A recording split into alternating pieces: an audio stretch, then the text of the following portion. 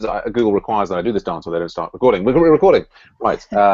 Here we are. It's Sam and Stacey and Richard and Michael. We are in the BetaSaaSer meeting. Yeah, I have I did have an agenda. Here it is. But yes, Richard and Stacey were just chatting about something. But Yeah. let's, And 'cause this meeting's all about you. Let's add that to the agenda and chat about that. yeah. And the Okay. thing is, I thought we Americans didn't think that the sun did shine where you live. Well, global warming and all that. It's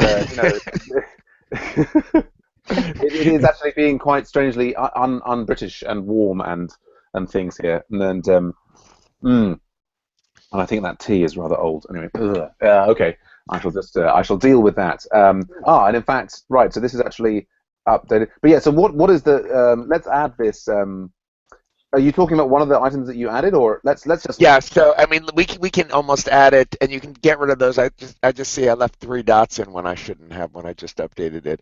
Um, what we were just commiserating about our first day of class, and when we say our yes, first day of class, it's equivalent this year to our first week of class because we only meet once a week for 75 minutes, and right, that's one of the things that I'm struggling with. Um, right. and Stacy doesn't know she's struggling with it because she's new and hasn't seen like the luxury of really like meeting at for a more normal amount of time. Uh-huh. And so I keep talking to her. Oh, so where it started was I was saying homework zero requires regular expressions, and I find that my students need some an intro to regular Right, expression, beyond what they've come with, right, and I'm trying to figure out how I do that because I was planning to start homework zero next week, and now that's one right, more thing that I'm finding. Okay, and then she comes back to me says, "What the heck is homework zero?" right. So I'm going back and it's like, okay, well, this is an old timer speaking. Homework zero is now called homework one. That's Okay, it's right. been Because we don't zeros. We and I don't. just I just checked on that, and as I'm doing that, I was explaining. She was saying, well, she was thinking about starting with an even simpler Ruby introductory assignment, and then Yes. I said, well, that's what homework zero was. Right, And right, I was right, about to tell her, I mean, because this will segue in a little bit to the reminder of the Ruby calisthenics, which is a current issue. yes, Just to finish on that, the old homework one was what we're calling Ruby calisthenics, and that was an introduction to Ruby homework, but it yes, was more challenging. In other words, in addition to just doing basic Ruby, it yeah, was like cleverly using Ruby functionality it to was write and is. like Yes, pithy programs. yes, Okay.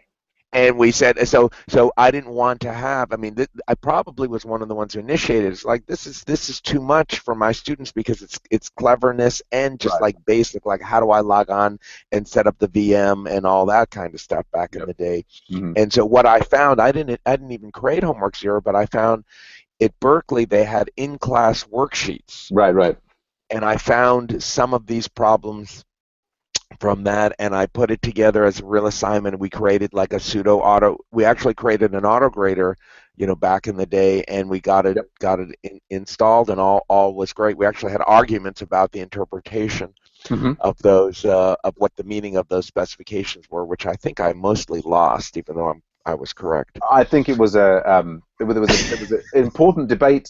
It's the debate is I think more important than the outcome. That's what I've learned. Oh, for sure, because well, the interesting thing, that's why I was always like comfortable with whatever the outcome is. It's like this is the nature. We have the simplest freaking explanation and description of what this program should do.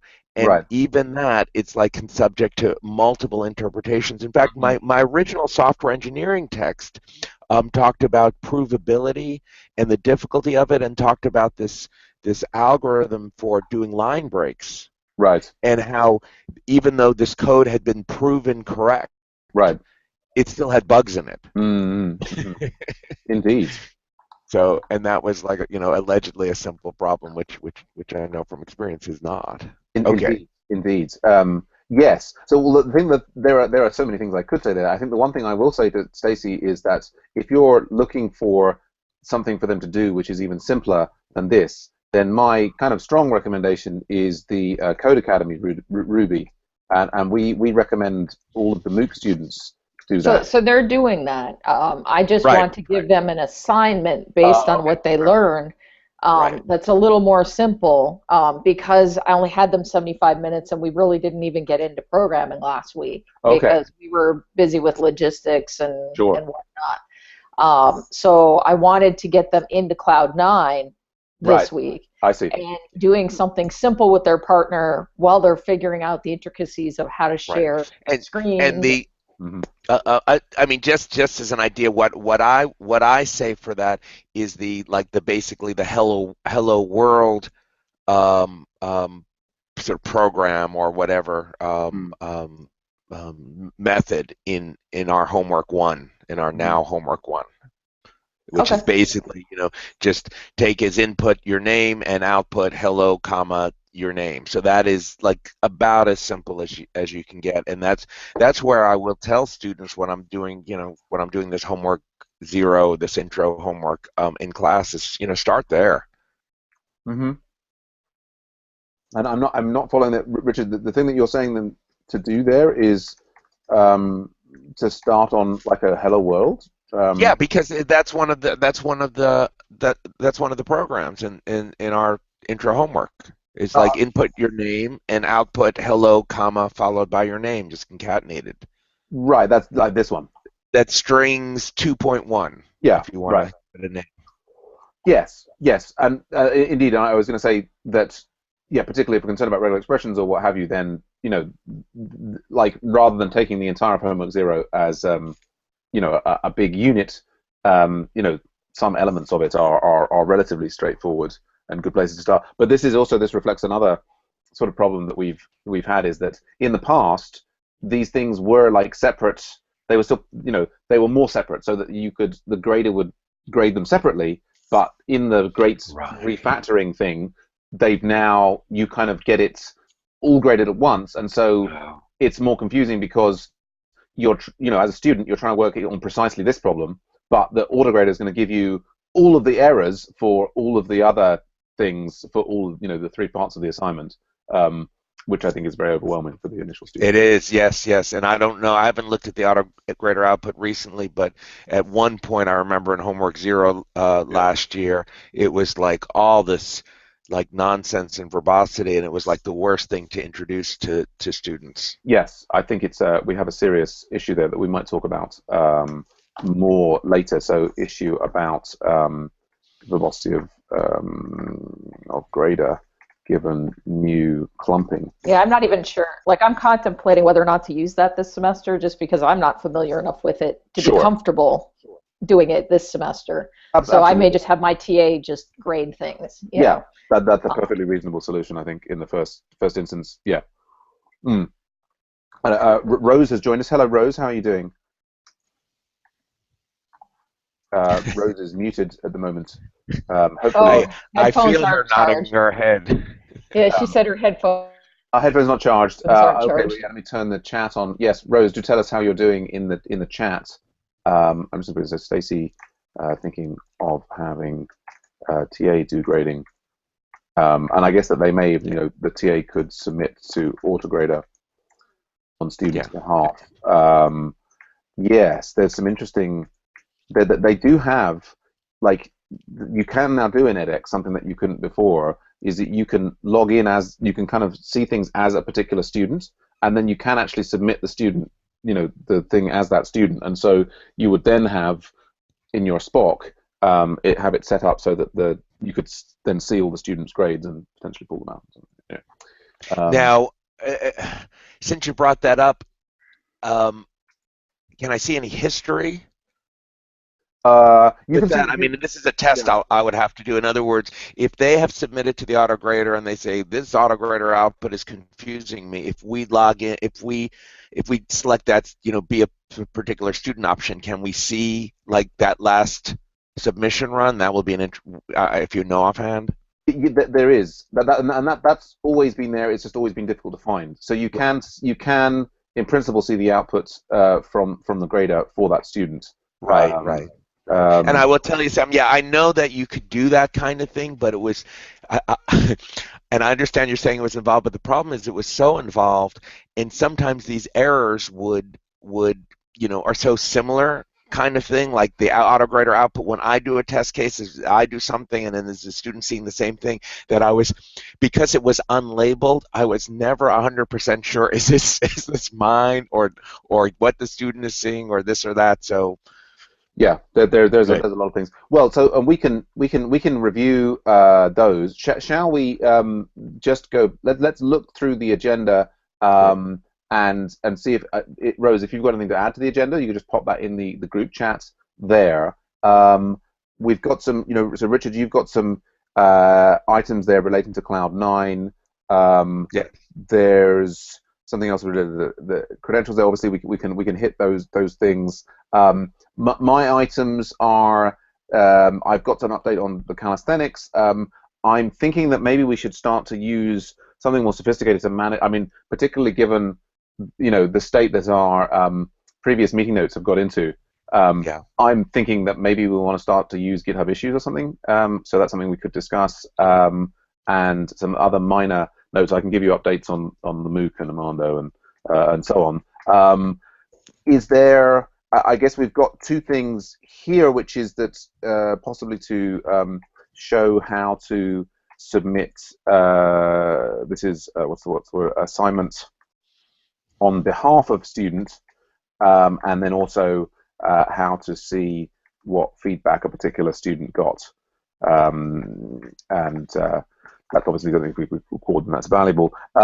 Shall I just go through these in order, or does anyone want to call out something that's particularly urgent that we should get to first?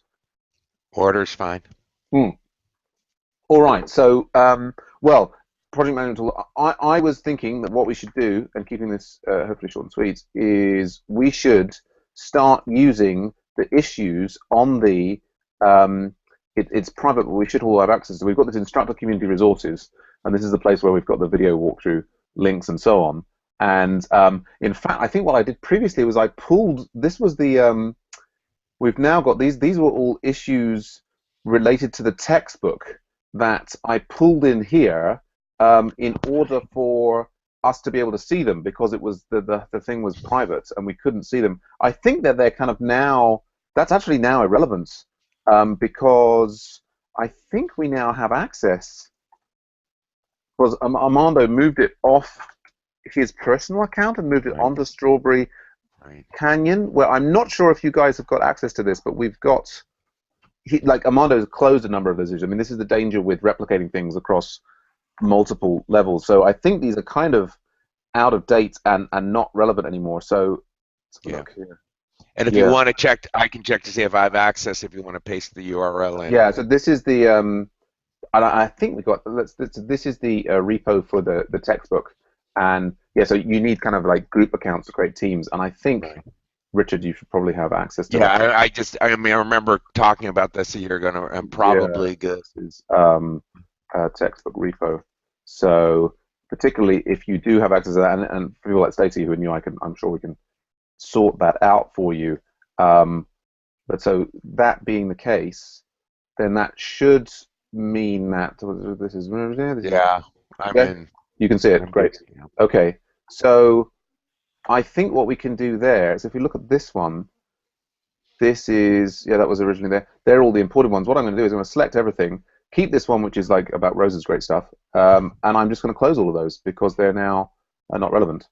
And let's see, does that then the stuff on the previous page still end up in there? So we'll do that again. Mark as closed. All right, so that's clear. So what I'm thinking is, I'm proposing that basically now, I would propose that as an action item, I will go through the old action items from our list and add them into here as issues, and then we can like just use that as a system for managing all the things, and we can have little dribs and drabs of conversation in there. How does it sound to people? It's good as long as you're happy with it.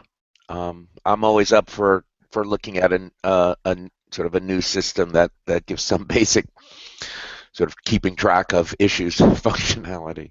Yeah, because things are scattered all over. So I would be all for it. Cool. Stacey, you were going to comment on that? Oh, no, I said that's good. That's fine. Excellent. All right. So Sam, move. Let's call it the backlog of stuff to GitHub issues.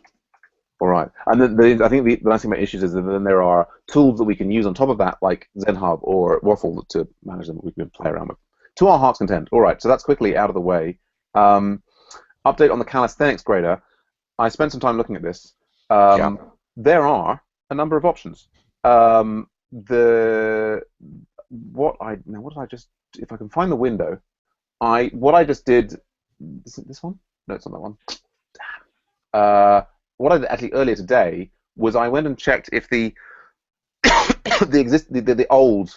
the previous grader is working, and having rebooted it, it is, and so I've actually managed to add Ruby Calisthenics to a part of your class, and I'm just struggling to find, where is it? Here it is. I think I found it. No, that's not it.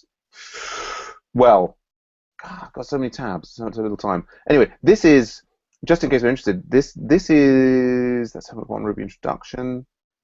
There. That's the book in stock. That's the, yeah. No, that's the latest one. Well, I can't immediately find it, but so basically, pardon me. I mean, I can search that and find it in the background, but yeah, that's basically working. I mean, and it's definitely the quickest way to enable you to have your cake and sort of eat it is to do just that and use the old grader. It has the unfortunate side effect that it puts me kind of on the hook to. I found it. Here it is. Yes, there we go. There we go. Right. So this is here.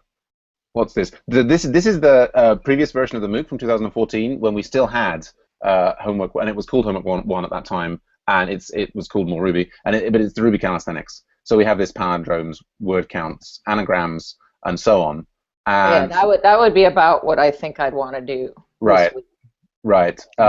Wait, hold on for a second, Stacey. This is the more complicated. This is like sort of advanced Ruby introduction. Oh, yeah. Okay. Well, so it's sort of the opposite, in my mind, the opposite of what you just said. Okay. Now, so Richard, quick question about that. So, did you have the students do the entire Codecademy Ruby thing last week, or did you have them do the first half? Well, certainly last week. My first day of class was yesterday.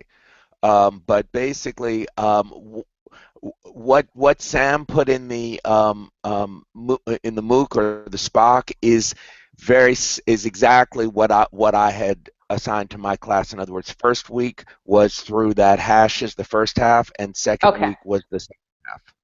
Because in class, you would want to not give them anything from the second half of that Ruby code. Oh yeah. And the thing is, and if you look at this stuff, I mean, I can't swear to it. I'd want to double check, but I think pretty much the stuff in what I'm still going to call homework 0 intro is really, the stuff that's in the first half. Okay. Yeah, more or less. And I think the thing that probably there makes you, Stacey, think that this Ruby calisthenics, the strings, the palindromes, anagrams, that's the first of 4 parts where there is then this basic object-oriented programming, which I think a simpler version of that is in the warm-up, and then it's got a rock paper scissors game, and then this is the one that's actually really quite challenging, which is Ruby meta programming. So that's the calisthenics one. I mean, I think between the kind of the Ruby intro and the Ruby calisthenics, there are some portions of both. If you take little slivers of them, that there are sort of equivalent complexity. But so if we go in, so here, yeah. So what I've done here, Richard, this is your MOOC. I just added. This is hidden from students. I just added a calisthenics test element, and I just put the very first element in here. So this is. I did this like in a 15-minute break earlier on today to check that it worked. And basically, so I was able to, having restarted the old grader, which is still running, I was able to grade this part 1 of 4, Fun with Strings for the Ruby Calisthenics. Great. And you put that in the homework too. I put that in that I just as a Yeah, yeah. random place to put it. Yep, it happens to be there on the. Good. I got it. I'm watching your screen and it's moving a lot, but I think when it stops, I think that's where it's looking like it's stopping. Got it. Yes, Okay. Yes. So that could be moved around. I mean, yes. So I mentioned earlier that there's sort of options. That's the path of least resistance in the short term. Although of course it then, there's that grader which I can't guarantee anything at all, really. Yeah.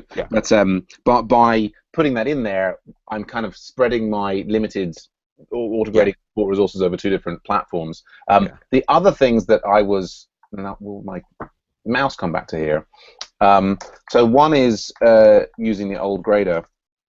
I also started looking at upgrading to the new grader, which I started on, and I have, I wrote some tests for the new grader, and I'm getting an error locally, and basically I think I will need to sit down for that with a day, and probably given a good day's concentration, I can probably get that to work with the new grader, but I wouldn't, with these things, I think can't be guaranteed, particularly given the state of the grader architecture, even after the upgrade.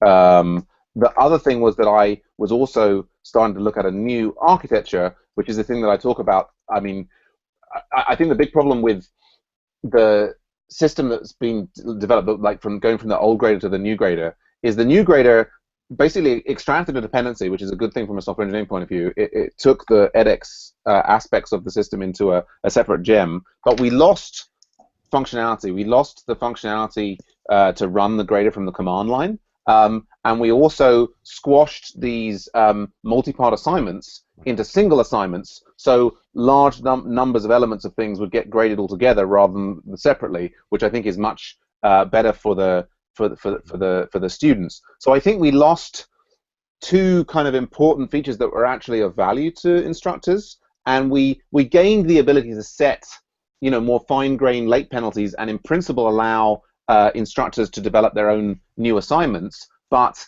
I haven't seen anybody take advantage of those 2 new features. So ironically, right. I mean, look. I mean, if that were achieved, I would be simply not hassling you and doing my own Ruby calisthenics. Well, indeed. Right. Well, I think it is. Yes, it's in principle possible for you to do that, and in fact, me doing this upgrade would be me converting those things. But as I say, the framework is still somewhat involved, and there's a question of documentation. And I think basically for you guys, particularly running a class, it has to be absolutely trivially straightforward for you to develop something. Otherwise, it's a waste of your time. Do you know what I mean? Like if you're going to be running into speed bumps, that's just not practical for you as an instructor, right? Yeah, and I don't remember even what happened. Oh, I know what happened. When we did our original Homework 0, we did write the AutoGrader stuff, but I was running that. Maybe I was running that locally in my own AutoGrader or something at the time. Maybe. And then you guys got it converted, because all I'm saying is we did add that at one time, and it didn't seem awfully hard, but whatever. I'll let it go for now. Yeah, I think that in the past, the difficulty was that you had to make changes on the grader itself in order to support a new assignment, and so we can actually see the specific difference there. We can see the difference between the 2 graders here. So this is, and I think I have the actual edited thing. So this is the one that I just added using the old grader style. So the old grader style only specified a queue name and an assignment ID, right? Right, and right. the grader on the server would have to know what you were referring to, right? Like you couldn't. I mean, although obviously you're free to edit this thing here, you can't add any new assignment unless you have access to the server to say, well, this ID should correspond to these specs and this, that, and the other. Whereas if we look at and we've got, I should just jump to the one immediately next to it, shouldn't I, which is the Sinatra one. So this is the Sinatra now using the new grader. If we look at the Sinatra using the new grader, then we see that the new grader has a more sophisticated setup where it has a greater payload, and you can actually specify a particular repo, and so you can develop your own set of specs and say that you want your students' specs to be graded against that, and you could effectively have the new grader do that just against this thing. And so that would be the work that I would be doing. Right. I'll find it here this day, which would basically create a spec repo in the correct format and ensure that it works. Right, right. So, given what you just told me, I would have said until you said it didn't work, I would have said, oh, this is great. Any one of us can go just do that, and we'll have it in there. And you basically did just that and found out, well, there were still some stumbling blocks, right? Well, partly I went into it by trying to write a cucumber test on my local machine. I mean, and I could say to hell with that, and just I could stick. I mean, another thing that I could do in maybe 30 seconds at the end of the meeting is that I could basically take the existing repo, and without worrying about having cucumber tests and things set up, I could just try and make it work, and I could put side by side next to this. And I guess in principle, actually, if I split the specs into 4 different repos, I could get it grading these 4 different. I mean, I could even split it into 12 repos, and I could have a grader that operates on each of the different parts, which I think probably. I mean, would anybody argue that these things, that any student or any instructor would want these graded all at one time, or is it, Yeah, I mean, here's my take on that is that sure, I think it might be nice to be able to say, okay, I'm done. Here's all the things for homework 0, maybe one file, one submission, and I get 1 grade, and that's sort of, as the instructor, what I want to see. As an individual student, I want to be able to and I would be happy to submit that way. The only thing is, if it's not implemented, I just don't want a long story about it. And all I was thinking is a workaround is if I could come in and sort of say, just like what we have for the RSpec test is not implemented, and just say, and we could give these guys a template and said, here's all the methods defined, but all not implemented. In other words, don't bother giving me, either any or definitely not a verbose autograder output.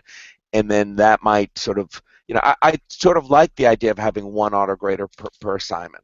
Okay. Then it's like, what page am I on? Am I right? And what do I submit here? And different files and managing. It's more trouble than it's worth, I think. Okay. Any other input on that from anyone, Stacey and Rose? Go on, so I'd agree that the students should be able to test each individual, question on their own, because otherwise they're confused, right? Right, but and I'm not at all disagreeing with that. As a student myself, that's exactly what I did when I was using this system, and that's why I really like the AutoGraders. I would come in, make 1 little tweak, and I would submit to the AutoGrader just to make sure everything was copacetic, and I would get a whole slew of errors, and I knew I was expecting those errors, but there was 1 little thing that I was looking for. It's like, okay, I got something working. So I was able to ignore the stuff I didn't want to see, and all I would like is just make it a little friendlier to the students that way. Yeah. And I tell my students, just do hello world or whatever and submit there, and make sure you got that part and ignore all the rest of the output. Now, see, I'm looking at the Ruby intro assignment though, and it's got arrays, hashes, enumerables, strings, and regular expressions. I don't see a hello world one in that. It's 2.1. Yeah, it's the. Oh, okay. So it's not the homework 1. So if we look. Oh, I'm sorry. No, it is homework 1 and section 2, strings and regular expressions, and the first piece of it. Okay. That's what I'm sorry. I mean, I'm saying hello world. I'm being, inexact. Okay. It's hello Richard. Hello Stacy. No. I understand what you're saying. I'm not even finding it in my Spock then. Okay, you want to bring that? Yeah, that would be helpful. Well, I can find that. He has it on. Are you finding this in your Spock? What he's about to put up, or what Sam just put up? Let me find it for you, Stacey. Okay. So I'm in here, and that's the studio top level. This is the edits one. If I find in here UNC, so this is and it's going to be in GitHub, right? Basically in the Spock, what you're going to have. So the Spock here is going to link through to this is homework 1 Ruby intro. Right, which is where I started. Yeah. And then, I often use this for the studio to navigate it because I find it easier. But then if we click through to the live version, you can also navigate it through the live version. Right. Like so. But then basically, so we've got preparing for homework 1. And then what we've done in comparison to some of the older MOOCs is that now pretty much all of the instructions are out on GitHub. Okay, that's fine. So when I click on that, though, if you click on that. Yeah, so we go and that takes you to here, and there's a README with the learning goals and so on. Right. So scroll down. So what I'm seeing is, I don't. You see arrays, hashes, and numerals. Any hello world, hello. Yeah. Yep. I'm seeing that. And you're seeing strings and regular expressions. Oh, it's in 2. Okay. Right. That's what I was saying. 2.1. Okay. But I do wonder, because if you look at this, so if this is supposed to be the first half of the Codecademy course, we don't even get into object-oriented until the second half of it. Right. So Yes. So I don't think that there's any strong sense in which this is supposed to mash or blend, particularly with what's been introduced in the Ruby Codecademy. In as much as, at least when we do it in the MOOC, they don't encounter this assignment until they've completed both parts of the Ruby Codecademy. Okay, I see. But so this is why I was asking Richard when he plans on giving this. Since last week they did the first half. This coming week they'll do the second half. So then presumably this will be the next step for them, is to do this assignment. But we want to do something with them in class next week, right? Yeah, and the subtleties, I understand what you're saying, and the subtleties of that timing we can look at. Like I said, I have dealt with different kind of semester and classroom setups, so I've juggled things each time. It's not like one set of things, but these are all things that I was just figuring out, like I said earlier, myself, because of the regular expressions and so forth. But that's sort of more our own individual course related stuff rather than right. I was just trying to figure out, when the timing in the MOOC happened versus what we're doing, just so that I can and we can have that follow-up discussion for sure. Yeah, no, and that's a totally valid thing there, Stacey, and it's good to be clear on that. Yeah, so for the MOOC, we have this week -1 and then week 0, and I think week -1 says do the first half, and then week 0 says do the second half of the Ruby Codecademy, and then they get this Ruby intro at the end of the of this week. I think, even though that's specific to your course, I think there's a common issue across things. Rose is just asking there, were the assignments renumbered? Didn't that used to be homework 0? And yes, it did, and it's been renumbered to homework 1, and that makes the progress thing work better. And there's been a renumbering there, which is unfortunately perhaps more confusing than it needs to be. But I think I may be reading into your situation there, Stacey, but I would imagine that it would, like, in some ways, this kind of the granularity that we have of this Ruby intro is not so helpful for you. If you were free to, within your Spock, assign this one and this one, and not the others, and that was a simple thing to do, that would be quite helpful for you, right? We don't. Right. Yeah. Exactly. Well, it would be helpful if we had some AutoGraders that they could test just the one thing, and that we could link it to for them. Indeed. Yes. I think. That's the kind of thing. Well, that's the kind of thing, and this may be Well, it's not a solution, of course, if you want to be doing it on C9 per se. Although, I mean, one of the things that you could also be referring to is Code Wars, which has a huge battery of. Oh, it's got Elixir in there as well. It's got a huge battery of Ruby challenges at lots of different levels. So if we look in Code Wars, and they provide like what's it called? Code Academy. They provide, but you can sort of say here, I want to see, show me Ruby, and so this is based on the karate grading thing. So 8Q is the simplest ones, and so we can see that they've got 167 different coding problems here, and they're tagged according to, so we've got here. This is like, do I get a bonus? Algorithms, booleans, strings, numbers, and so on like that. And so then you've got a little task with a description, and you can potentially train on this and solve it in the interface. They have some basic tests there, and you can run your code against it. But what a lot of people do when they do this, because they don't necessarily like this coding environment, is they'll take these things and put them in C9. Of course, I don't know if this would run directly out of the box, but certainly if you need, just lots of individual code exercises that you want to point your students to, then this is a great resource. I'll just pop that in there. Oh, that's perfect. I think I'll probably use that this week with them, because then they can get used to Code 9 and then can just pop out and paste and test their solutions. Yeah. In Code Wars. So. Yeah, absolutely. Yes, and that's a good way around, because they can maybe just play with the code in the IRB in Cloud9 and save a little file and run it with Ruby from the command line. And yeah, then as you say, drop the code that they developed directly into there, and then they can run the interesting. They have this some tests here that you can see, and then it has more involved. If you try and submit it, it has more involved tests, and you start getting little points and prizes and leveled up, and it's all gamified. Does Code Wars require an account? That's what I was just going to ask. It's got a GitHub account. I mean, I think you can log in as just general stuff. It doesn't require a credit card, as far as I know. That's good. Not yet, but next week. Well, indeed. Let's see. As a resource, I'll just put that link in the notes there as well.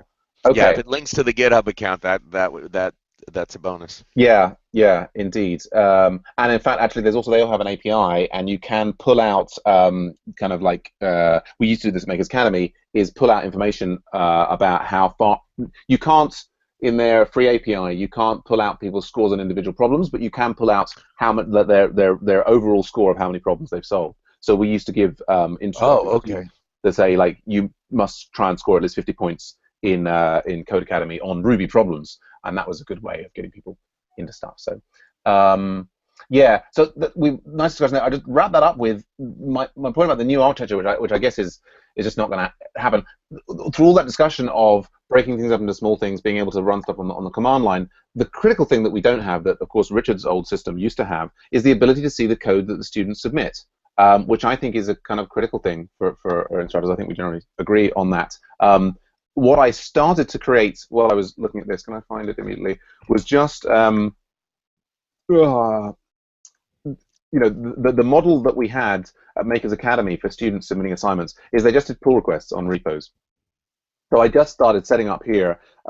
This is a private repo that purely has those specs that associated with those 4 assignments, just to kind of try and move towards showing the model that we might use to use industry tools like CI to grade student assignments in a way where as an instructor, and you had your students' pull requests, they would have been their code would have been graded and tested for code quality by standard industry tools, and you could look down through the list of 20 or 50 or 100 pull requests from your students and see all of your students' individual code. And that's what we used at Makers Academy, and I absolutely loved it.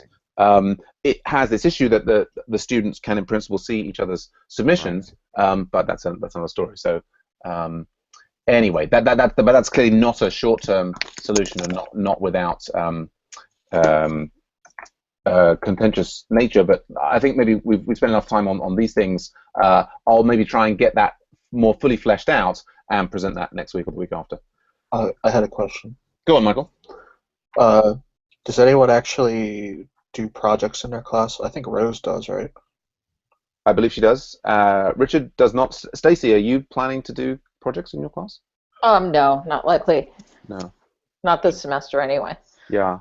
We have a follow-up class, a senior projects class that does more projects. Right. So. Right. Wondering to what extent other people would want to use what we did over the summer with Project Scope. Yeah, Rose has already expressed an interest in that, and we have had other instructors who definitely do projects. I think Katrina, I'm probably saying it, I always mispronounce her name, has done and written us, lots of stuff over the thing. I think, yeah, Rose is interested in that, and yeah, that's a Project Scope thing, which I mentioned briefly last time, and we could come back to at the end of this. We'll pop that on the end of the agenda. But so let's just see if we can quickly. We've covered the kinds of things there. Can if we're moving off, can I summarize sort of the where things stand with calisthenics? Yes. And some comments. Uh-huh. Okay. And these are a little bit random. One of the things that I did mention we should put in is I wouldn't mind seeing that yield Cartesian product problem sort of back in there as an option, because I like that. And then using the old AutoGrader, to me, I think seems like a reasonable plan B, in the sense that, sort of worst case, let's plan on that. I understand the burden that potentially puts on you, and right. For sure, and I would be sensitive to that. In other words, if this plan B doesn't work, and the thing keeps failing, yeah, we can just discard it and deal with it. The issue about what we consider plan A is moving the stuff over to the new scheme. The key question, two questions, is one, is anyone else interested in this Ruby Calisthenics old homework one, or is it just Richard? And B, what's the value in doing this conversion? In other words, it seemed like maybe there was value in doing it. It's just testing out what's involved in putting something new in and getting the kinks worked out. So if there's value in either or both of those last two things, then I said then it seems like maybe worth spending some time. But if not, then no, there's probably better things for you to be doing with your time. Yeah. So Rose is saying that she does the problems in the class. So that means, Rose, you don't, although you obviously use the problems, you're having the grader for the Ruby Calisthenics is not particularly important for you. Oh.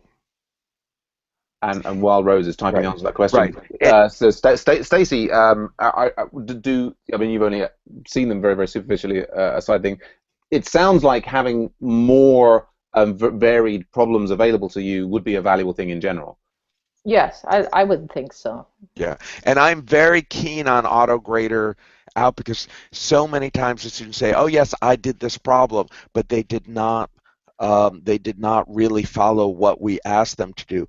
And then on the flip side, one other thing is some of those AutoGrader tests are really awful. There are people that do the problem very wrong and manage to get it passed, and with a small bit of work, especially if we could come in and easily add a few additional tests, it would be very easy to correct that. It's because I basically, one of the things the AutoGrader does is for one of those problems, it looks for the existence of such and such in the solutions. And if you have those things in there, I had one student that had every possible combination in their output. So, and they passed the AutoGrader totally fine. Yeah, I mean, and I think that's my argument for the, ultimately what I would like to see in terms of this new architecture is that all of the specs are exposed, and well, I mean, I guess we can achieve the same thing with it being a private repo that all of the instructors have access to, but I think what I want to do is make it an extremely lightweight mechanism for instructors to propose changes to the specs. As it happens, in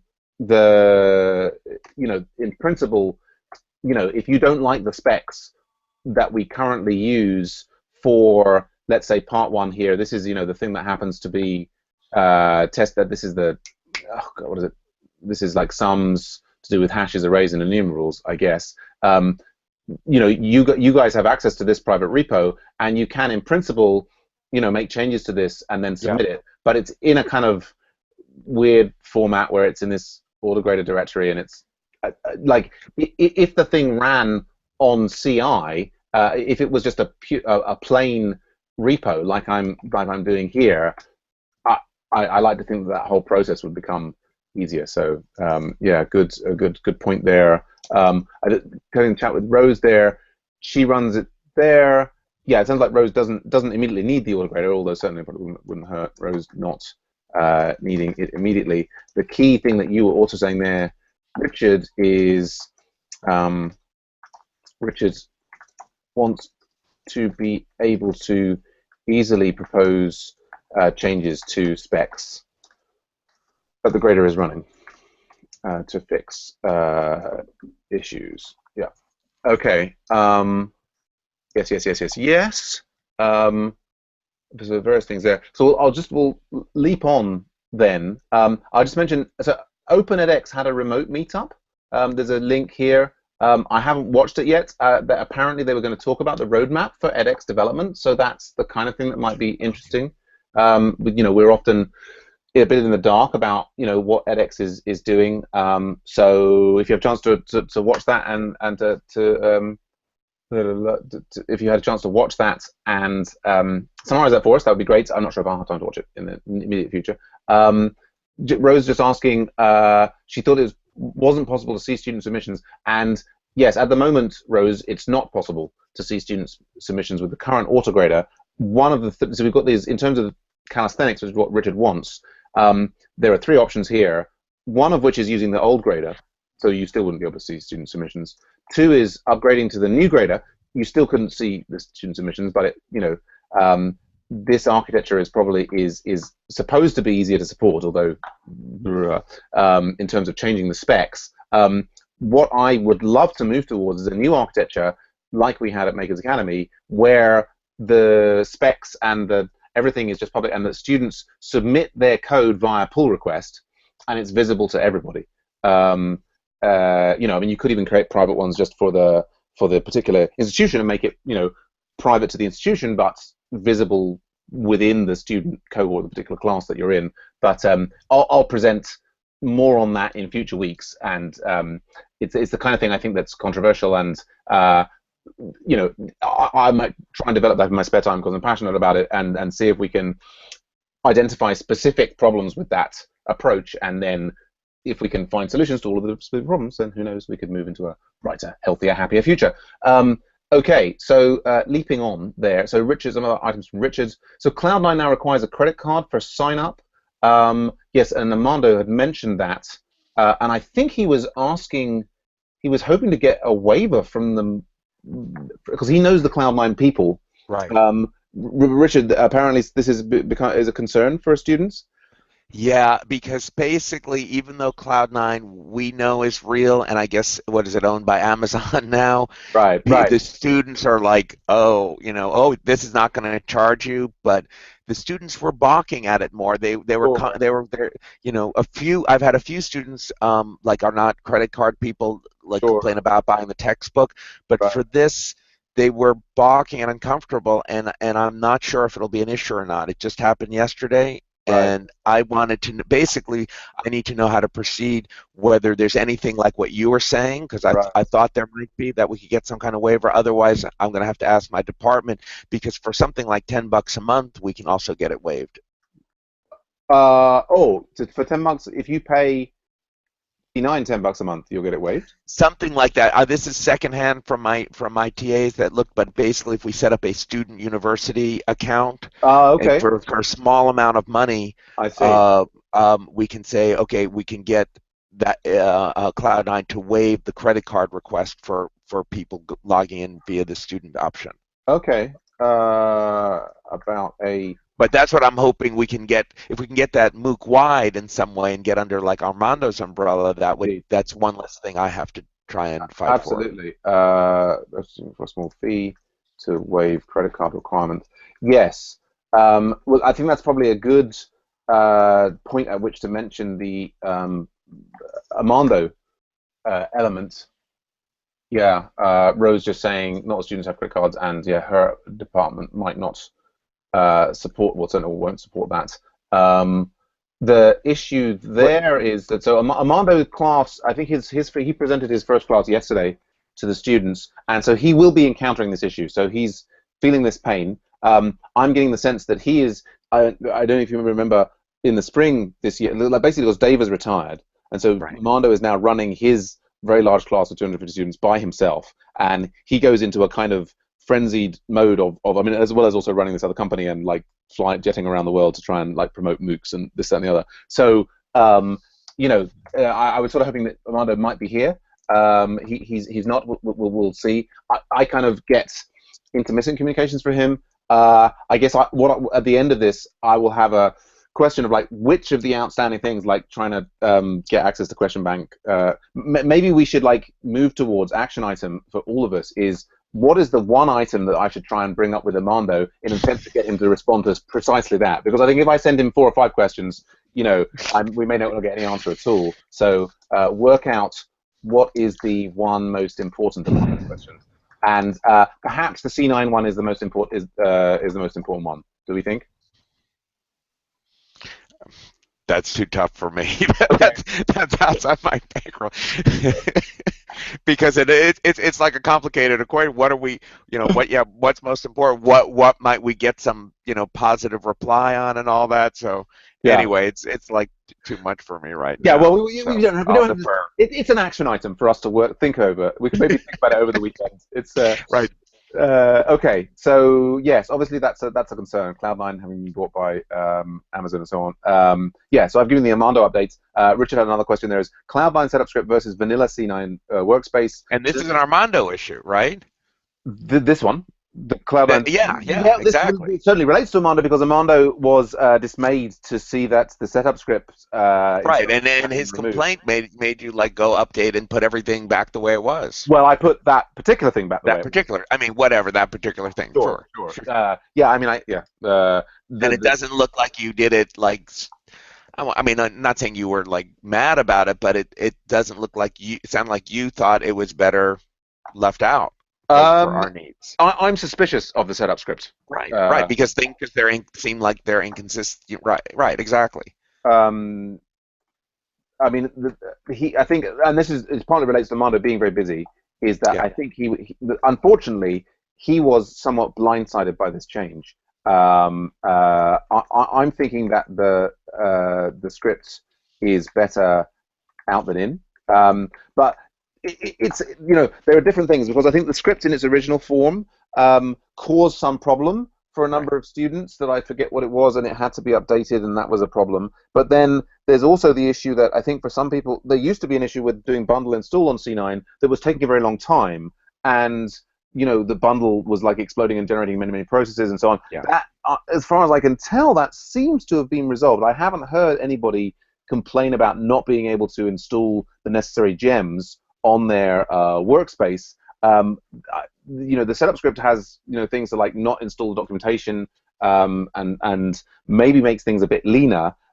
It's not been up. I mean, I think that to summarize, there's a danger in general of having documentation in wikis, in that it means that you have no guarantee of a review process on any changes. So I mean, if it's important for Armando, I put that back in. I don't know that that's necessarily the right thing, and maybe it will turn around and bite us, or maybe it'll be the right thing because it may be that bundle issue will come back, and actually doing a setup script is a sensible way to go. But I think I really think is let's have docs in repos where changes are reviewed via pull request.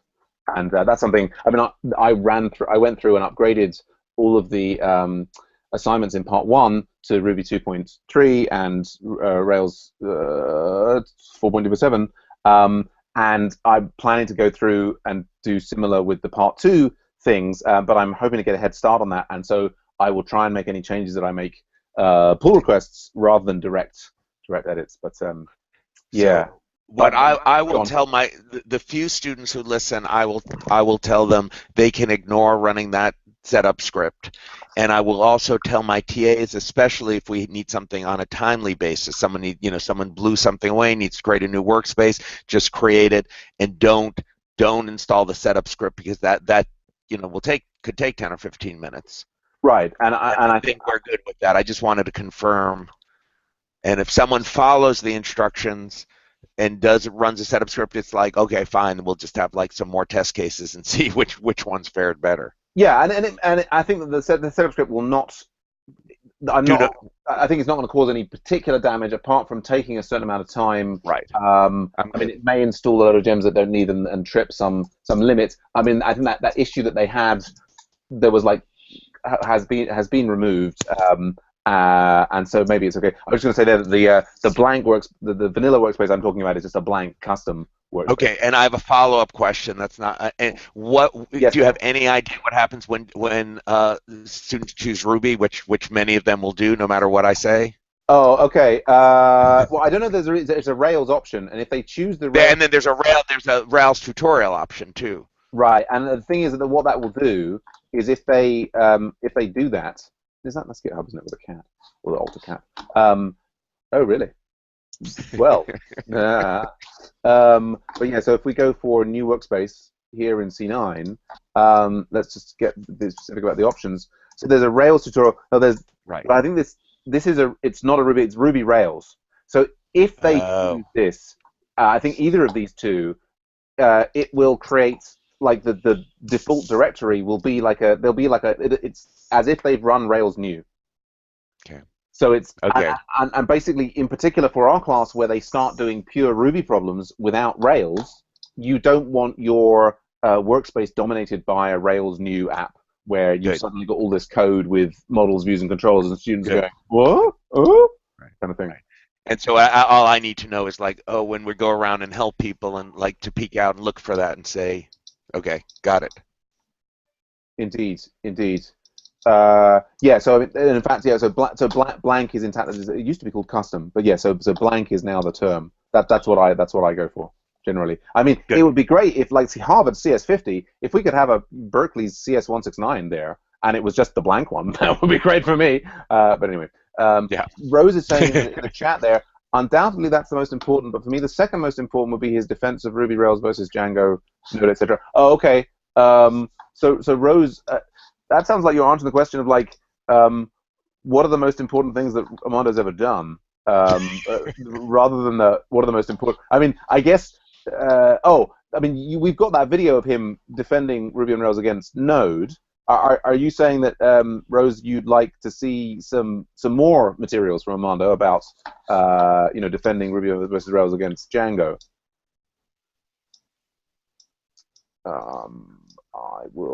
I guess I will, because we have in the old. Looks like a yes. Okay, right. So you need more. I guess that the sense we're getting there is that Rose is being assailed by students who are saying, why isn't it all in Python? So we can add that to as a possible thing. Is it credit cards? Go on, Michael.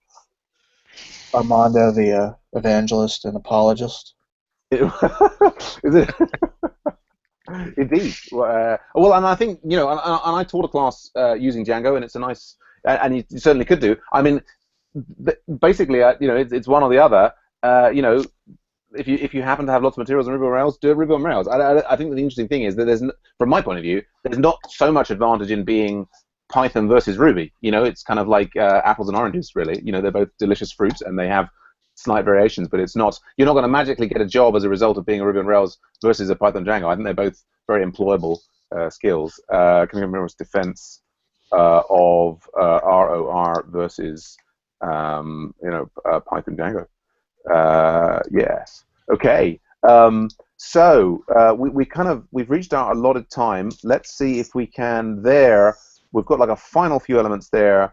Richard, just a note. Oh, go on, Richard. Yeah. So I guess it sounds like we're not going to probably not expect to hear anything about this Cloud9 sort of credit card issue unless we're like really lucky. So we need to proceed on our own. Is my guess. I think if we come to the end of this meeting and we say this is the key question that we should ask Armando, then I can do my best to ask Armando, and if we're very lucky, we might have an answer by the end of the day. But I can't guarantee it. Okay, yeah, I mean, I would slip that in, but not necessarily in whatever other questions, just in case he has a simple answer, in case he's really pursuing that. Yeah. But I can say that's the most, if I was dying, that's the one thing I'd want to ask Armando. My last request.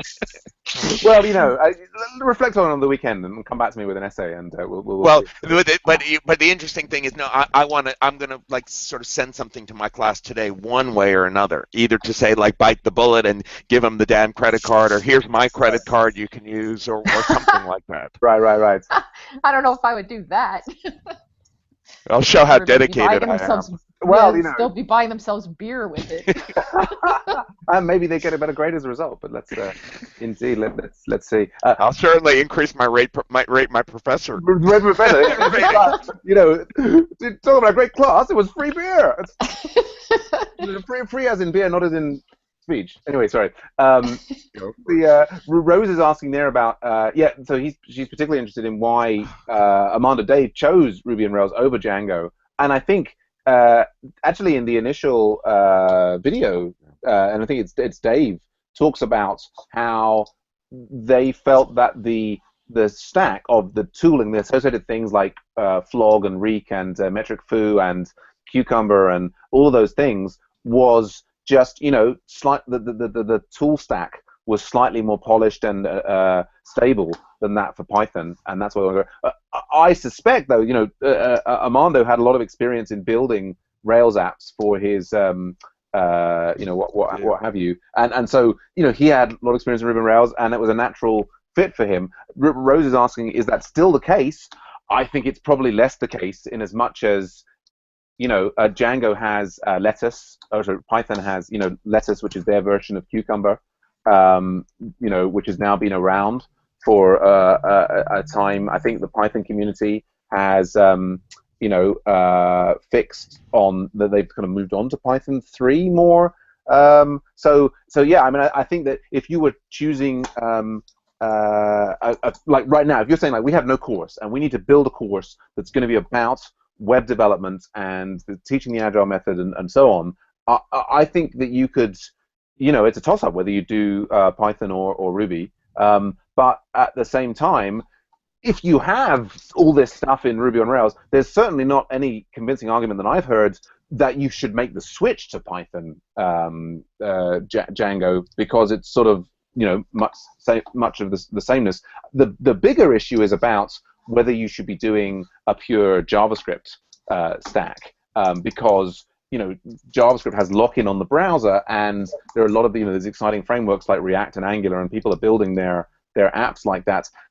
I haven't actually watched Armando's rant video on why Node shouldn't be used for web stack development, and I'm not sure that. I guess I should watch that. But you've watched that, Rose, and you've got access to that video, so that's okay on that side, is it? Can I say something? Please, Michael. I mean, you should consider selling the course less as here's specific technologies, and more here is a set of methodologies that are used by professional programmers, regardless of what stack they're in.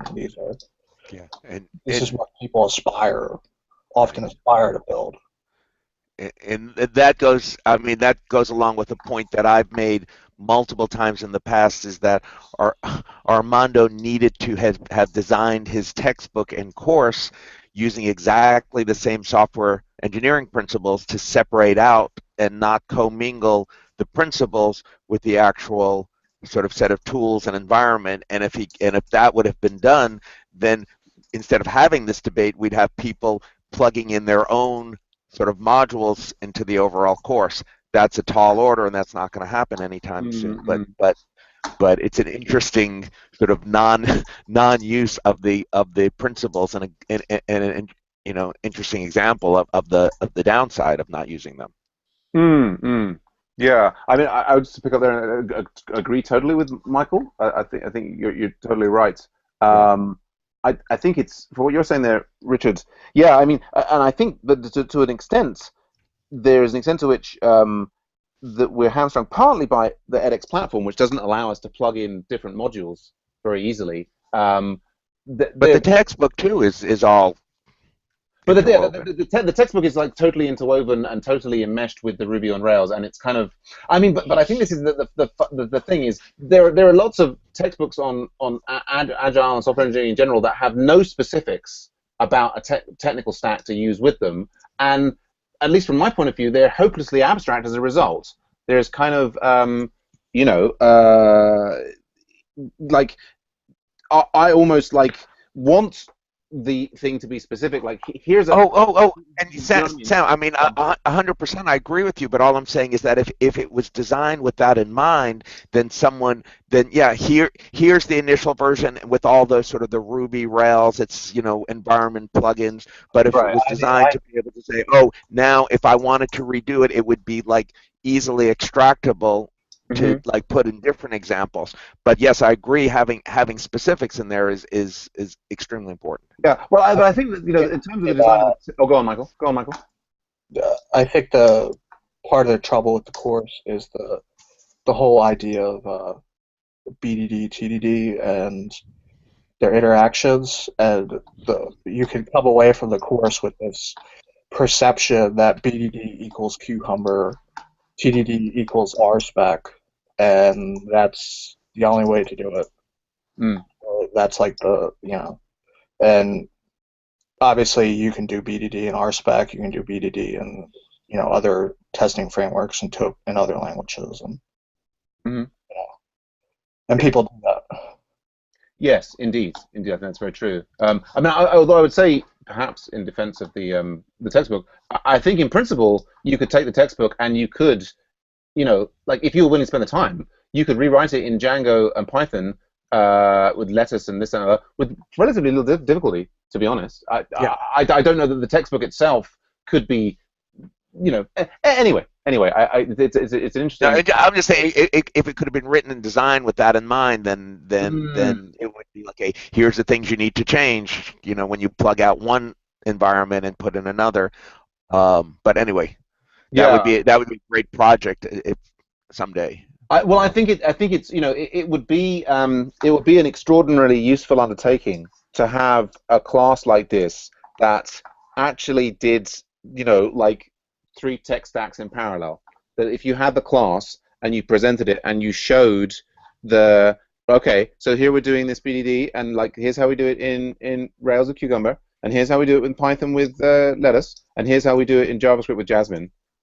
Would be very powerful. It's a big and it would be interesting. It could be a great like group semester project for one or more groups to do that to the text. Well, what might be interesting to do is to take rather than, I mean, obviously the entire course is a tall order, but to take an individual assignment and do it for that particular assignment to show that it can be done for that assignment, and to start small and then build. Of course, if we can get you guys to have a whip round, like and put some funds together, I can make it our strong priority at Agile Ventures. But yes, let's see. I don't know if anybody else. So I'm in the background. I'm looking for this because Armando did join us. I must be in an old notes thing, because Armando was in and he gave us this link to his rant on why Node doesn't make sense. So does anybody have? I've got a link here to Dave's retirement talk. That's obviously I still haven't managed to watch that. Did anybody manage to watch that? Sinatra assignment walkthrough. See, like this is these notes have got to be some value. We spend so much time taking these notes and organizing them. Anyway, I will make that as an action item to find that. But let's, as we are kind of over time, obviously people can feel free to nip off if they need to go. I'll just put that find Node rant video. There we go. So there was something here, just a note, when students sign up for edX Edge, they should not try to use institution campus credentials. I have never seen that and have no idea what it is, and I assume not. It's when you sign up for a new account. That's just a note. When you sign up for a new account, it says, do you want to authenticate with your institution campus, or do you want to create just a new account? And invariably, as I did, it's like, oh, well, let me use my institution, and we're not, that's a very particular thing. So it just they'll figure it out when they don't see their institution listed. But I just those of us who already have accounts and are not signing up new, I just thought it was a worthwhile thing to mention. Good thing to mention, absolutely. Part 2 of the MOOC will be starting on September the 20th. We had a couple of the other items were there. AutoScope, we displayed that last week. We need to get more. Main thing there is to get more input from Armando. I'm in discussions with his TAs about how we're send that for him. I think we probably shouldn't promise it as a service available to other people until we've got it working for Armando. But so we can come back to that, and then show how to submit it. So these 2 technical things which can be done through the interfaces about how to use and like submit on behalf of a student and how to get details of what a student submitted. I think we're probably out of time. Unless somebody desperately needs that right now, maybe we'll push that on to next week's agenda. Okay. All right. Okay. So I think we've covered everything. Is there any other burning things on people's mind that can't wait till next week, or just emails during the course of the week, or?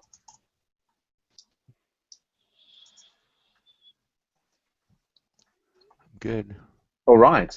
Okay. Well, we'll wrap up there. And we'll continue with this time because one of my action items was to send a message asking if the time was good, and then Rose had already said she could make it, and then you sent out that message, Sam, and it seems like that's probably good enough. If anyone cares, they'll respond to that message, and we'll adjust accordingly. I think so. This seems to work for We5, and that sounds fine. Of course, if anybody wants to volunteer to actually keep the meeting on track and on time, and I'm very happy to do the note taking and split that role. Happy to do that. But so other things being equal, see you guys same time next week. And if you have, I guess. I'll be tempted to ask Armando about the C9 credit cards because we do need to get that sorted out for the MOOC as well. If you hear something, let us know. But I'm gonna wait a few hours and then start proceeding. All right. On my own. Sounds good. Okay, that was the meeting. I guess I will stop the broadcast.